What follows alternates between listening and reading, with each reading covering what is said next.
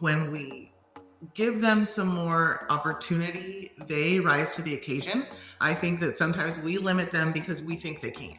And so that happens across the board, but especially with English learners, I've found that oftentimes we give them a little bit less because we don't always think that they can do it. But that's not been the case in my experience, is if you really work with them, they can do it too.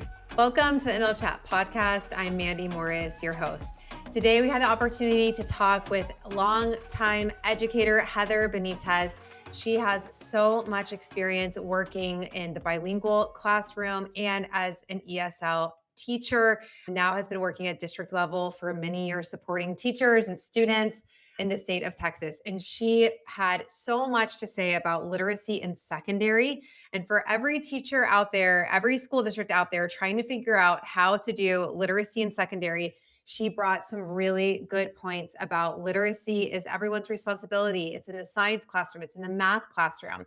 Some great conversation around changing the hearts and minds of teachers in all content areas to support literacy across the secondary classroom.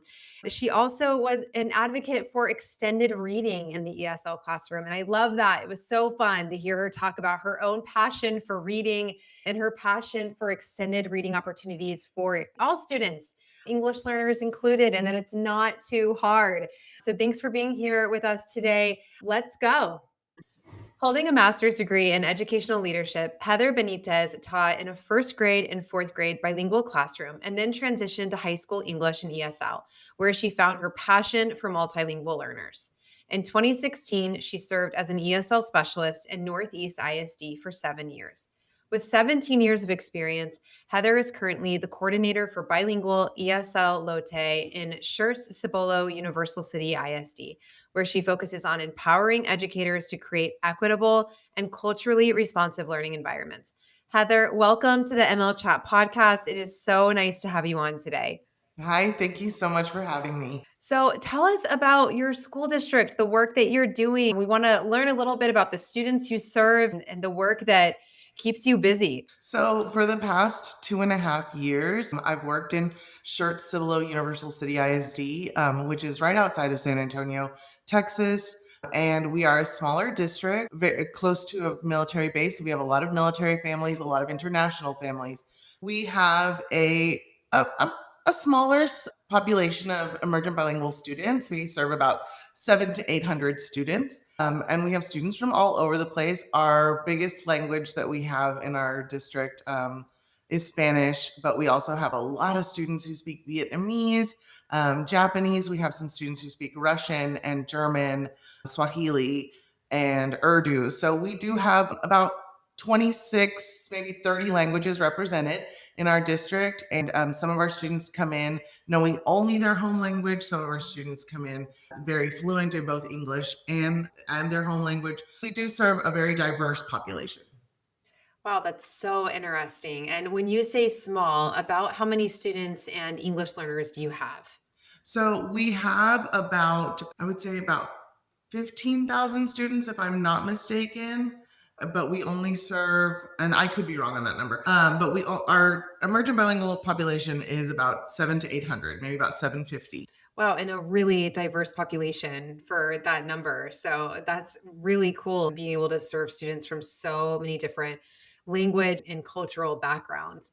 So the work that you do in your school district, what does that look like? Are you mostly supporting teachers with coaching? Are you supporting systems and curriculum implementation? What does that work look like for you? So in a smaller district, I've worked in very large districts, and this is a smaller district, and I really love working in a small district. You do wear all the hats. So it looks like all of the things that you mentioned. I work with students, I work with teachers, I take care of compliance, making sure that all the components are where they need to be. So what I do is I make sure that teachers have the resources that they need, that they're provided with the professional development they need to support our students. I also make sure that our campuses our administrators are educated on what they need to be doing with these students, how they can support them best. So I do a little bit of everything. I do coach teachers. I do provide professional development myself. I outsource professional development. I run the budgets. I do all the things, the behind the scenes things. So it's a little bit of everything. No day looks the same. Currently, right now, I know we're in summertime, but right now, what we are doing is we have our pre-K and kinder bilingual ESL summer learning program going on. So that's really where my main focus has been this month, working with the little ones and helping those teachers make sure that those students have what they need. That's awesome. That's so cool. And I'm sure the families and parents really appreciate an opportunity for their students to be in school over the summer. It's a huge lift for a school district to do summer school. Do you do that every year? Is there a reason why you focus just on kindergarten and first grade? Yes, so we do, this program is given every year, and this is a requirement by the state of Texas. We do offer, Texas requires that you have a language program in the summers for our students that are going. It's all like enrichment for these kids that are getting that foundational learning. It's really important that they continue that learning. They're available to attend. It's not mandatory for the students, but it is open for the students. We have a good group this year. We have about 50 students attending, and it's 4 groups. So we've got 2 ESL classes and 2 bilingual classes, one each of pre-K and kinder. And so in our bilingual classes, they're getting all Spanish, and they do Spanish all day long, and they do a little bit of English language development. But we're really focusing on building their academic language, and whether that be in Spanish or in English in our ESL classes. But we want to set them up for success for the incoming year. And it really is important that they keep that routine going, even though like it's only for part of the summer. It really helps them continue that learning and helps them retain what they've learned in the prior year. Yeah, that is fantastic. What an awesome opportunity for those students.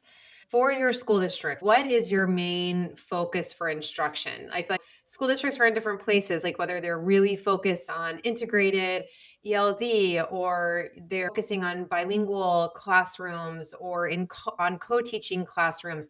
What is your focus when you think about all of that professional learning that you're doing for teachers? What is your focus, your vision for your school district? So our district-wide focus, whether it be for emergent bilingual students, regular monolingual students, it doesn't matter which population they're in. We are really focused on literacy routines and building up just structured conversations and working through making sure that students know how to access language and to build those writing and reading and speaking and listening skills across the board. So that's something that I've really focused on with my side. I'm doing professional development really geared toward that. In fact, that was what my NAVE presentation was on. It was building literacy routines for students in the secondary level. Oh, I love that. We're going to go into your NAVE presentation.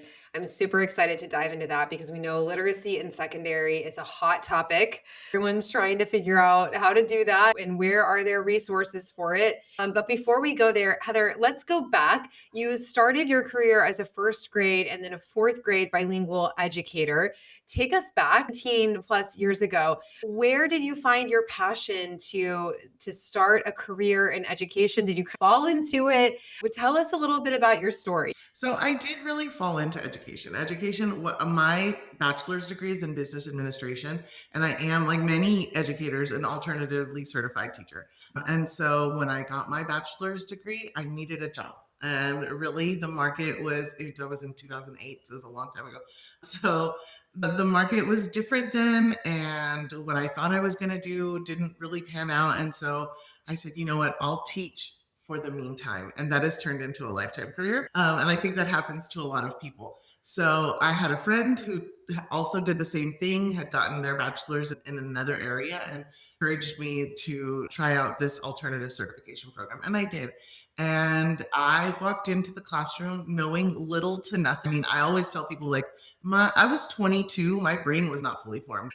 My frontal lobe had not finished yet. So I knew very little about teaching. I made so many mistakes that first year, like any teacher does, but I learned so much. And I remember just going home those first few weeks, just overwhelmed because I didn't know what to do and I didn't know how to reach these kids. And by the end of the year, it was just so delightful. I loved those kids so much. I cried when I left them because, of course, I had fallen in love with them. But they were just such good kids, and they really taught me more than I could have ever taught them about just how to interact with kids. I remember setting up centers for a first grade class.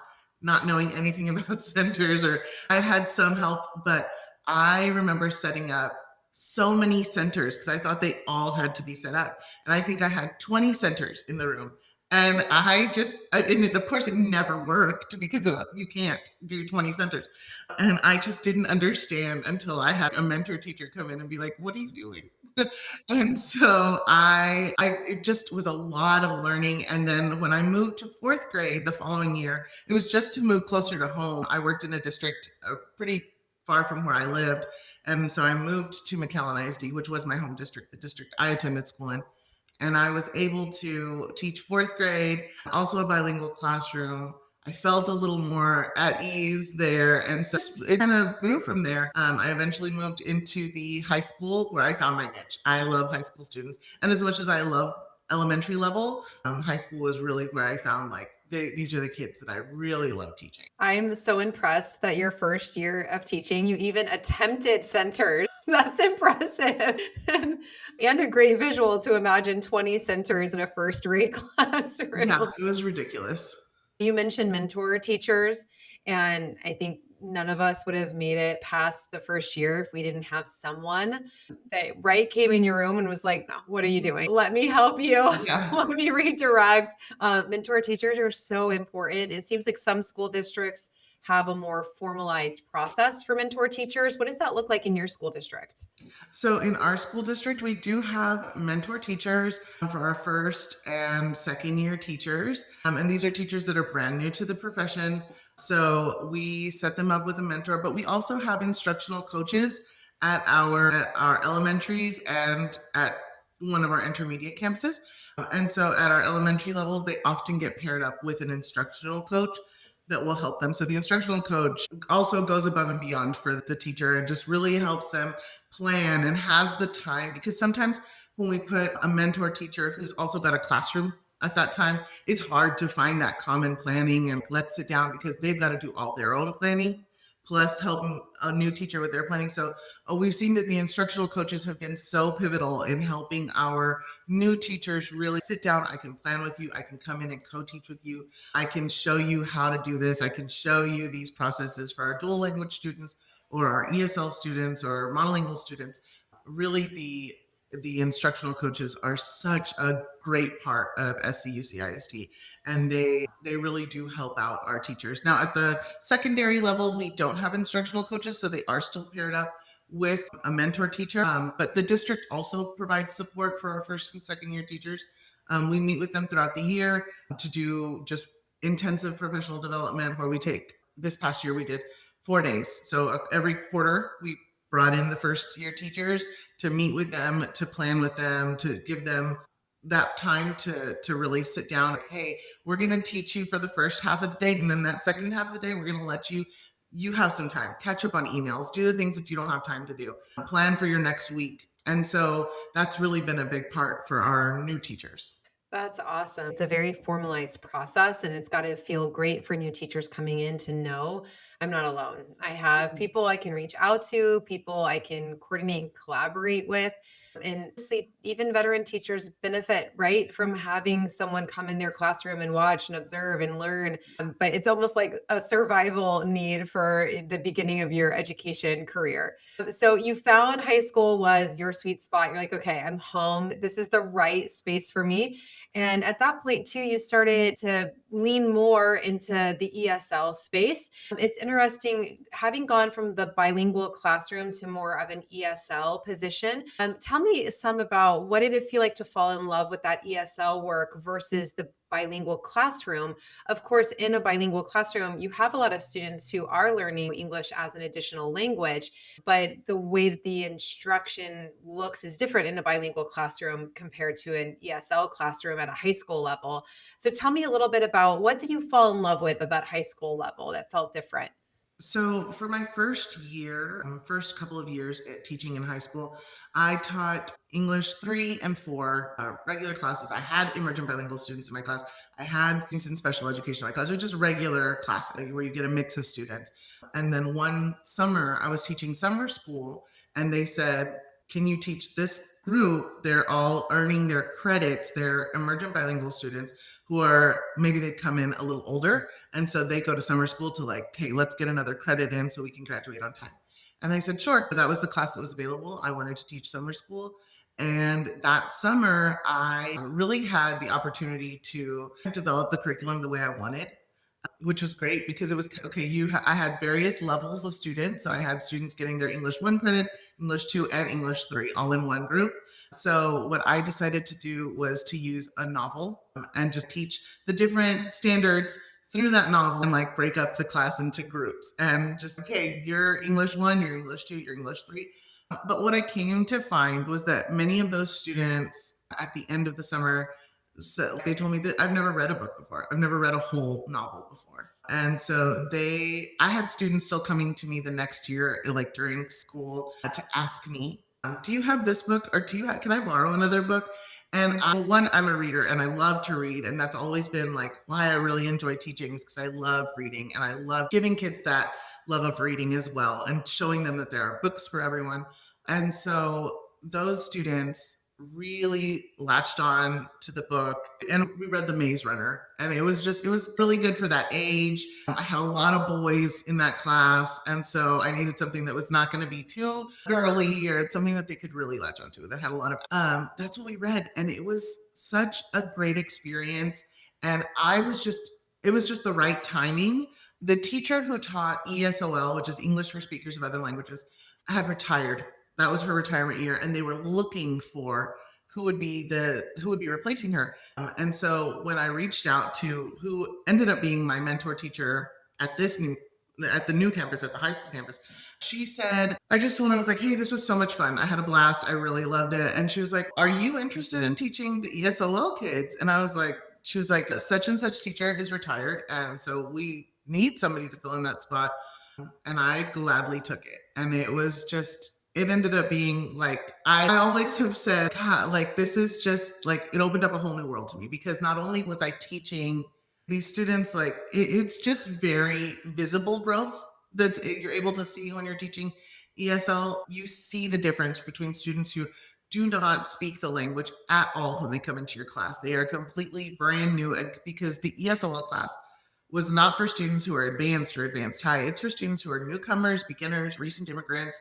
And those students, you see the change. Like it is tangible. Like I see growth in this student. Sometimes when you're teaching regular classes, and just in my experience, like I hope that they learn. And we look at their state scores and we're like, great, you did, I hope that you took something from it. These students I know took something because they now speak another language.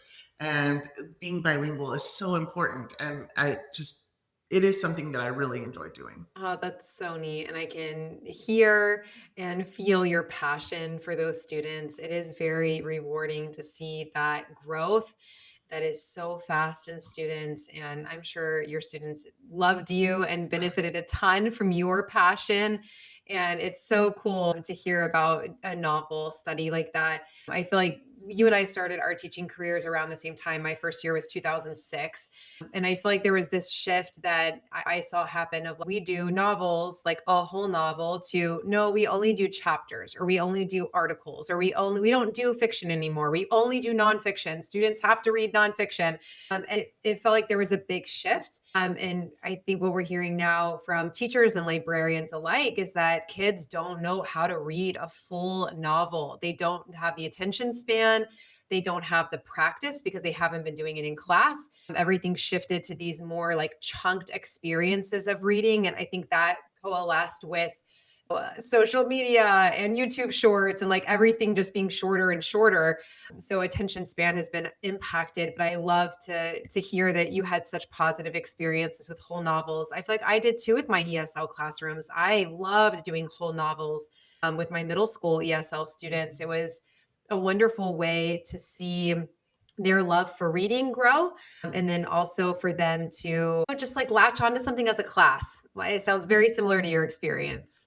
Yeah, I think you're correct there. There's a lack of stamina in our students. And I see that now. And yes, I really do feel like these bites of information that they get through social media, I mean, they're watching 30 seconds, 60 seconds of a TikTok or an Instagram reel or whatever they're seeing.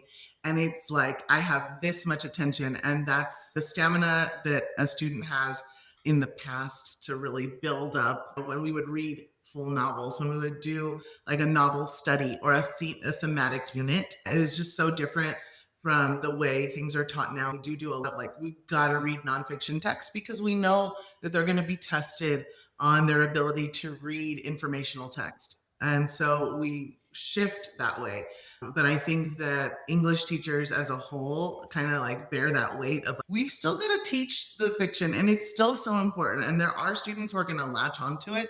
There are students definitely who are going to read more and get more out of informational text just because that's what they like to read. But I really think that there is such value in reading novels and understanding and seeing things from different perspectives and learning about other cultures. It's a great way to introduce new ideas and perspectives to students, but also to build up their language abilities, their stamina, their time when they can really focus in on something. And it's not something that happens all the time.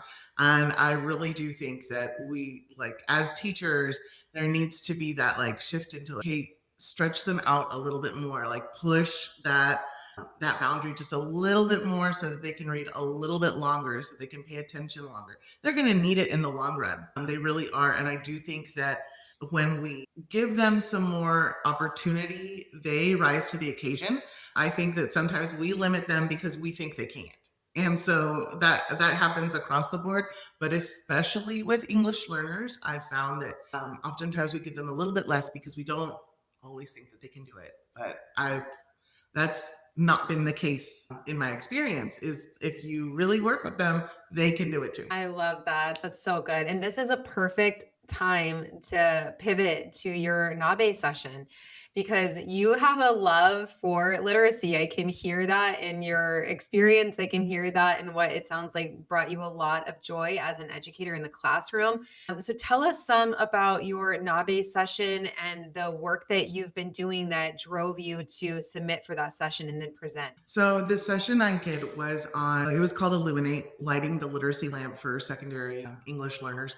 And so I really think that it's so important that our students are given the opportunity to really interact with the written word, but also conversational English, and having that chance to communicate back and forth, to listen, to practice their listening skills and answer with the intention of, I listened to somebody else and now my answer has shifted, or I've heard this other perspective or read this other perspective, but I'm getting the chance to not only speak about it but write about it, read, listen, doing all the components of language, and but not only in English, in science, in social studies, in math, across contents. And so I think that's the key, is understanding that they should be interacting across contents. I've had educators say, but literacy is for English, literacy is for reading. And that's, I think we confound literacy with literature. And there is literacy for every content. You have to be financially literate to know what you're doing with your money. So there is literacy of math, there's literacy of science, literacy of social studies, of course, literacy in English. But giving students the opportunity to engage with the text in a very structured format and engage with their peers and their teachers in a way that allows them to grasp language, I think is very important for their academic success. Yeah, you used a phrase that I love, a structured process or a structured format. I was always a big believer in my classrooms, especially my classrooms that supported English language learners. There's so much that's unknown that the more structure we can create, it affords the opportunity for predictability. So my brain is already processing new language, processing new content. Like I don't want to have to learn a new routine every single day, or I don't want to have to learn a new structure every single day. What does that look like for you? Like when you're coaching your teachers, or if you walk in a classroom and you're like, this is what we all need to be aiming for. What does that structured literacy or structured opportunities for students to do academic discourse, to have writing opportunities? What do you look for when you're going into a classroom, or how do you coach around that? So one of the things that I talk to teachers about is the difference between oracy and literacy. And so what has to be developed first is your oracy, and that's learning to talk and learning through talk. And then we develop literacy, and that's using all facets of language. So to learn and communicate effectively.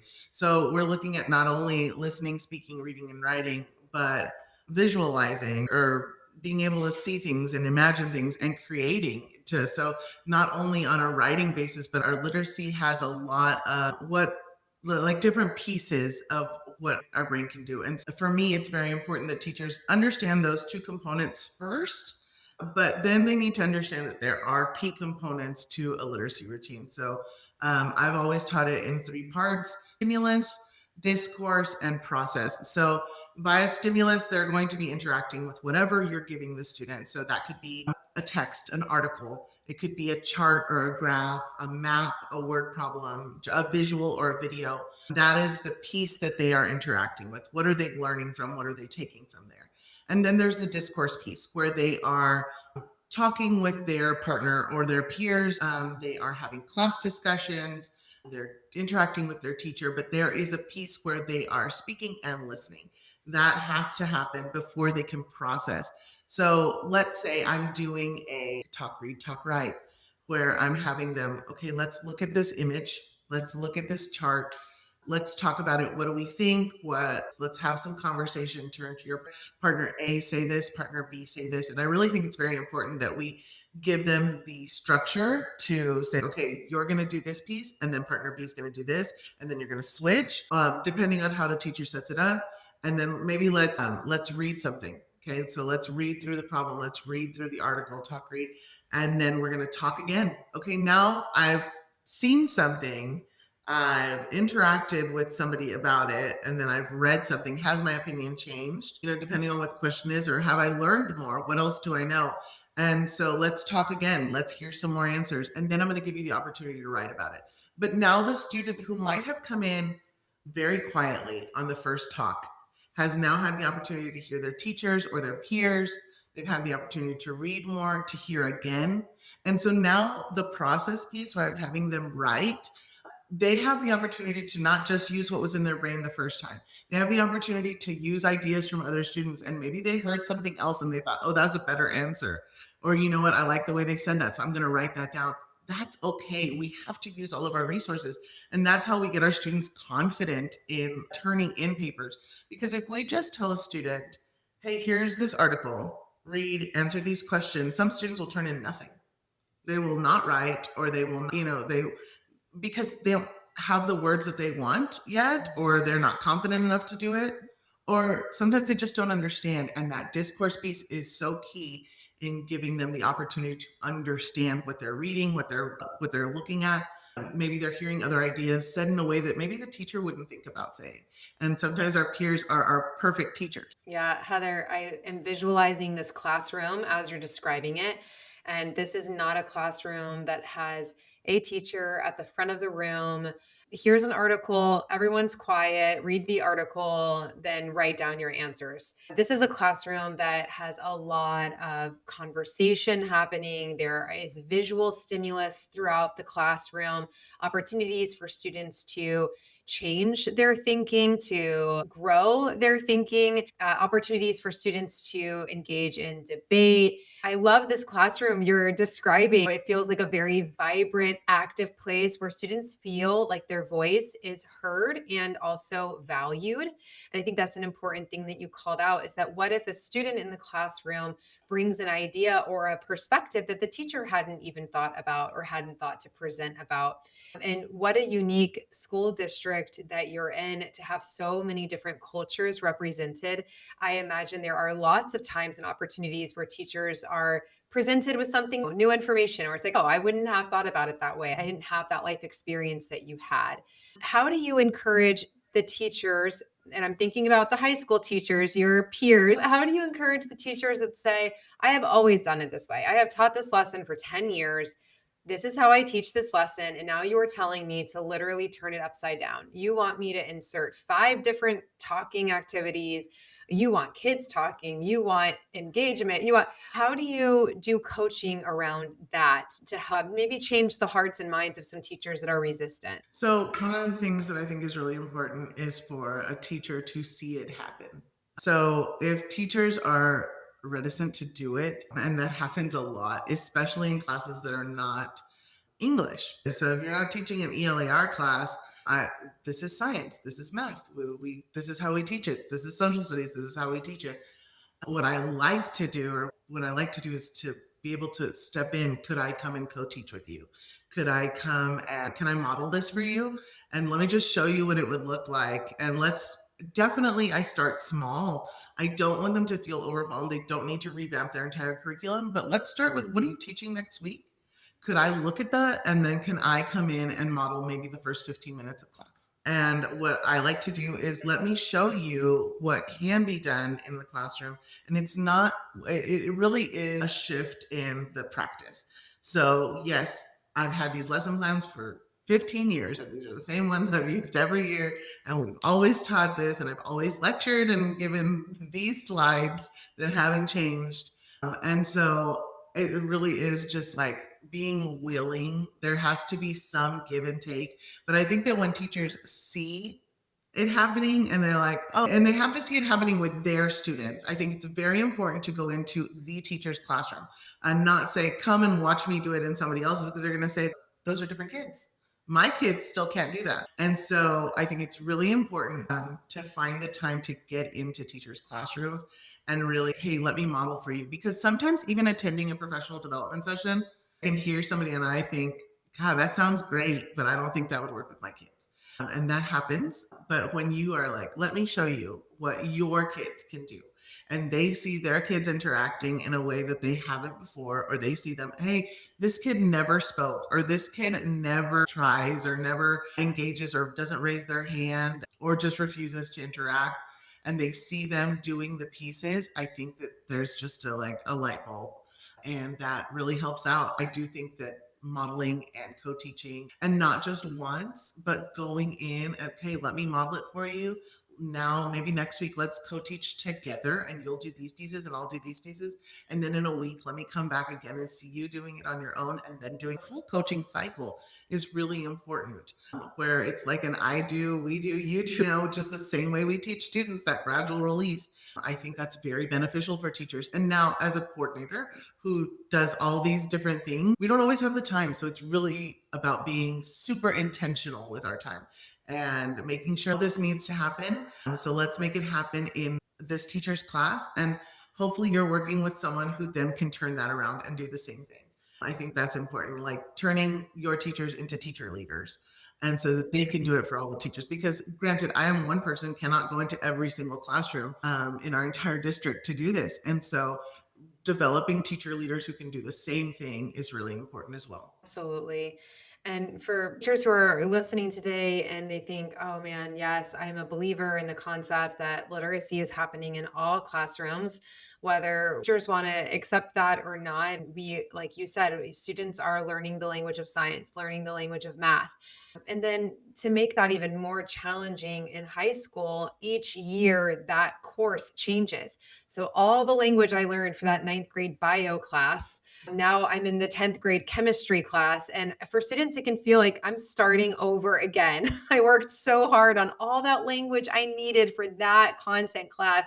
It feels like there's less of that isolation in the younger grades where things have a natural spiral, where it feels like a lot of the skills, or even like the concepts will stay similar, but they will grow or morph.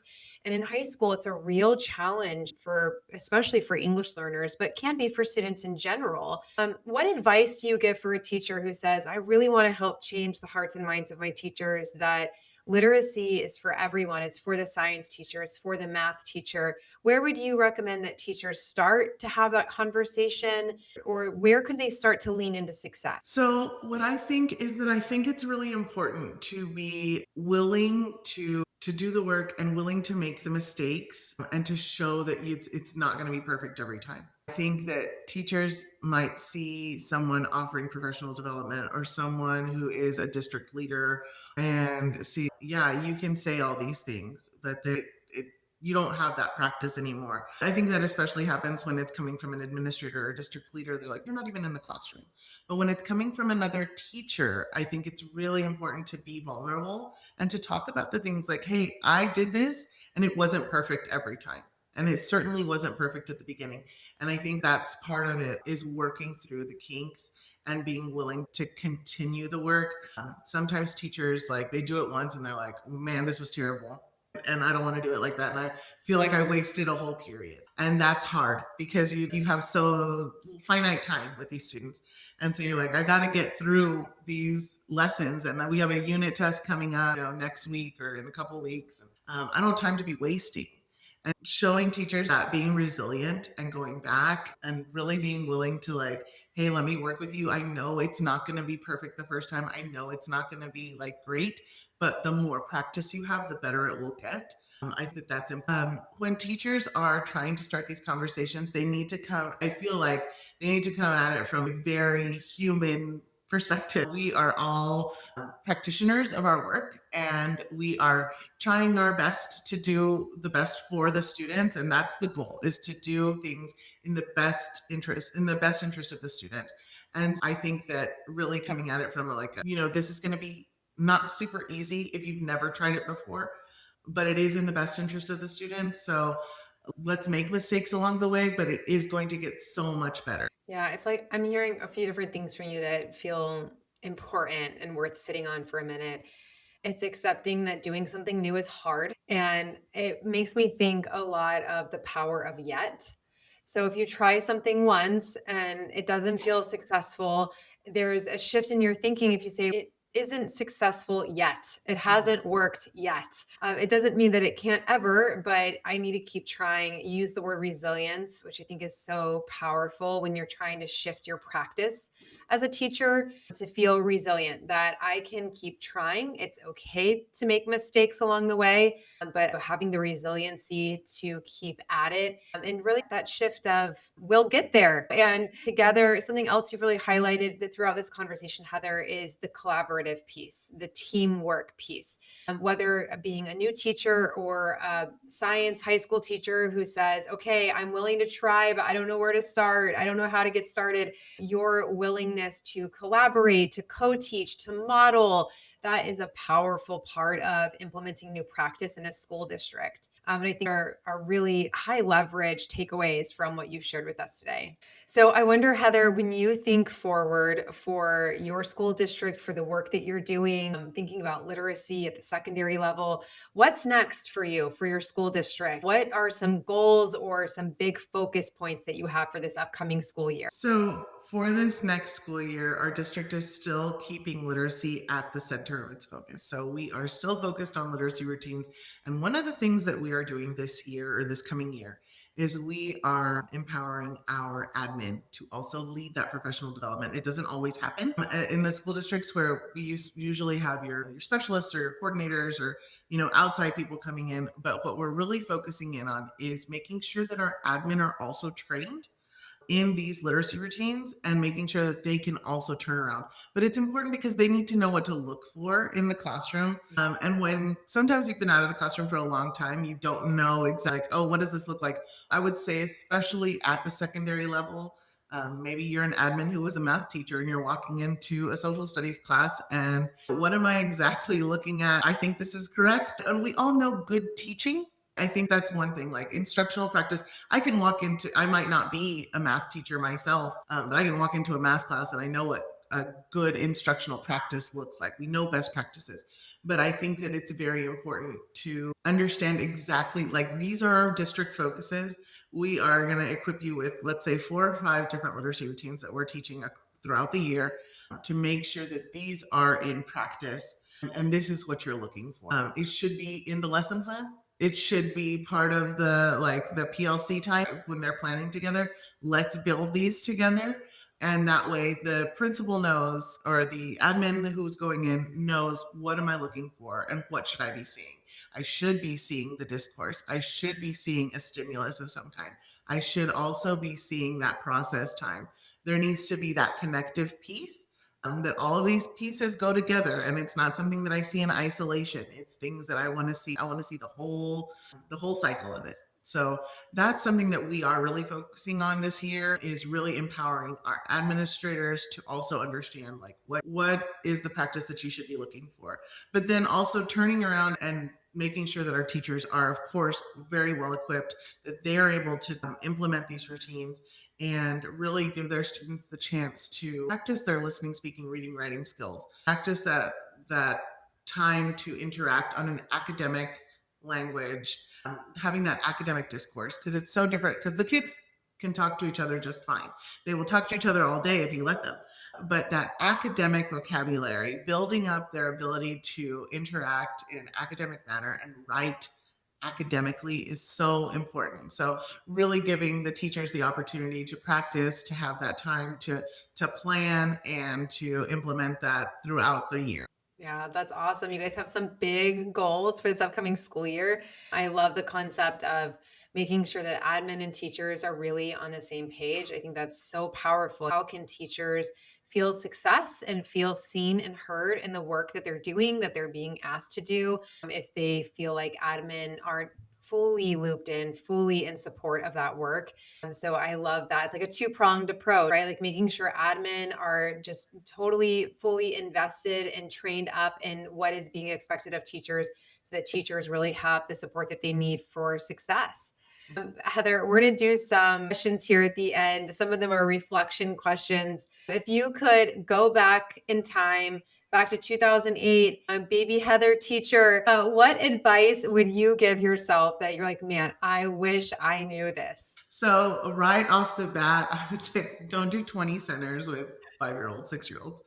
But I think that if I could go back and talk to myself as a 22-year-old brand new teacher, I would really just encourage myself to keep going and to not get overwhelmed, because there are so many times where I just felt like this isn't for me. Like, especially that first year, I was like, what am I doing? I don't know this work. I'm not a teacher. I didn't study education. Like, what is happening? And so I would go back and tell any new teacher, like, just that first year is going to be rough. Get through that first year. There are so many ways, so many things that you will learn and you will take with you from that first year that are going to be invaluable to your teaching career. It's going to be so worthwhile and wonderful at the end, but you have to get through those hard days.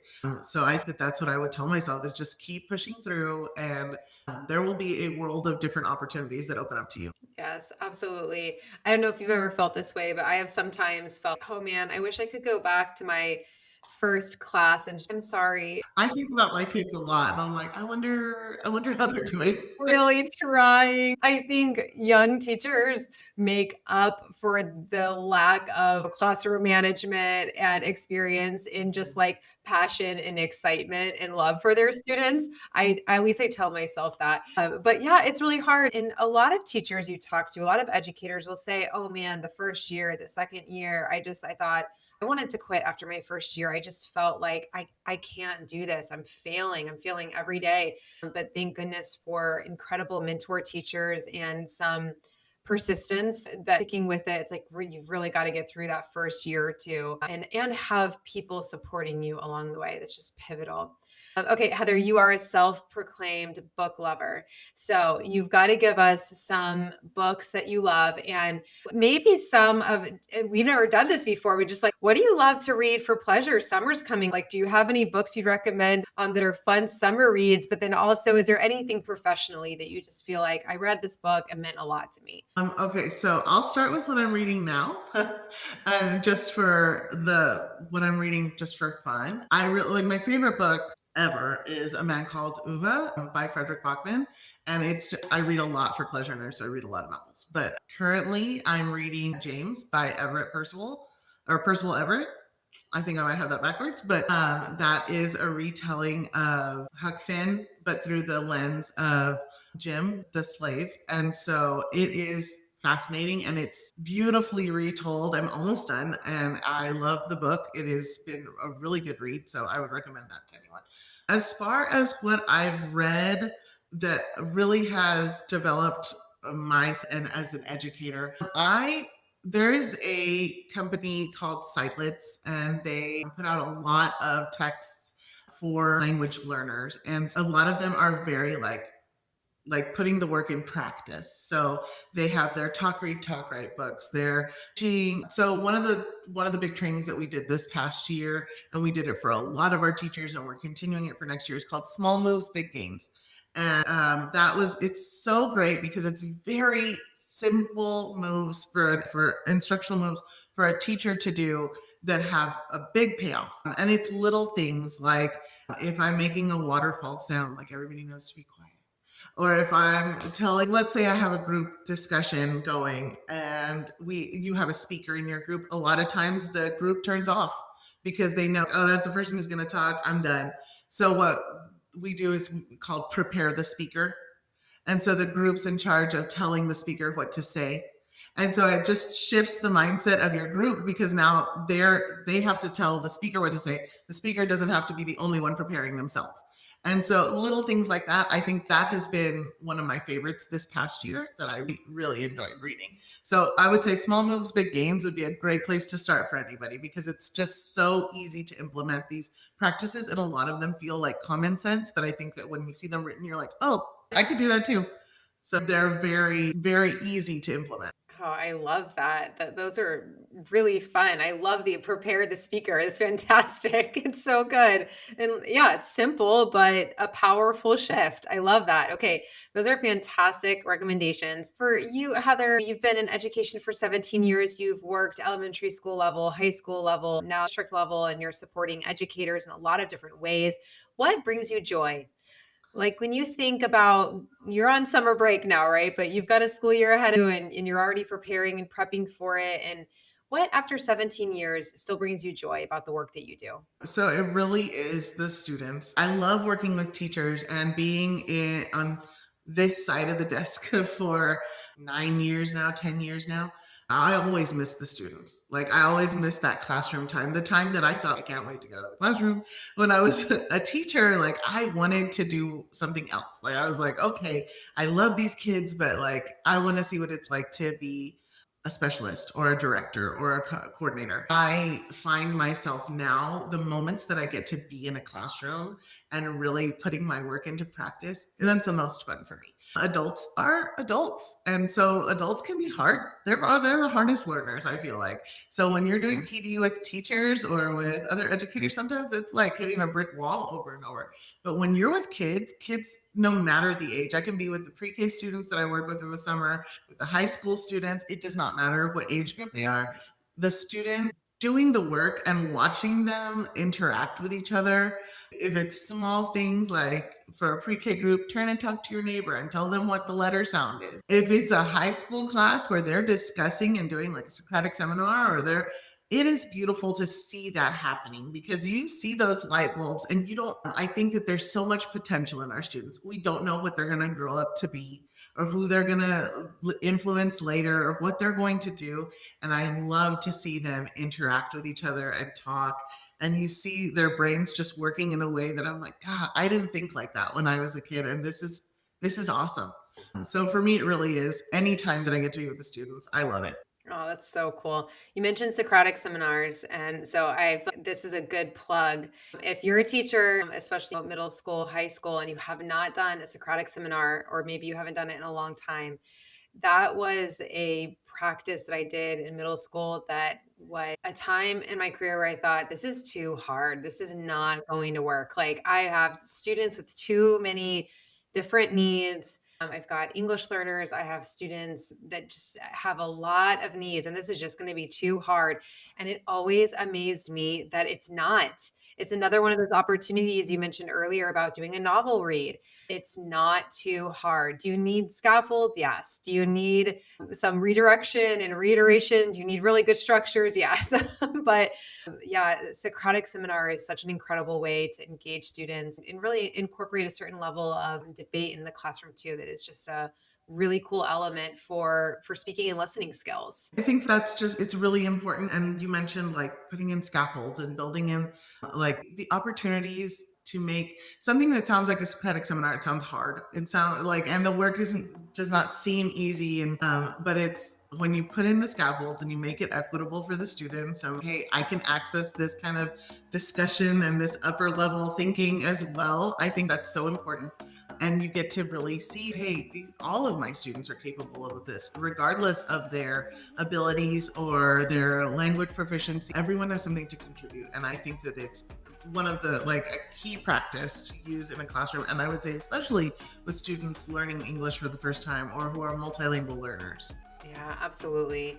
Heather, it's been such a pleasure to have you on the podcast today. After 17 years, you have so much joy and love for what you do. It's very evident. I feel happy for all of the teachers and students who are able to learn from you and grow with you and collaborate with you. It's been a pleasure to have you. Thank you for joining the podcast today. Thank you so much. I really enjoyed being here.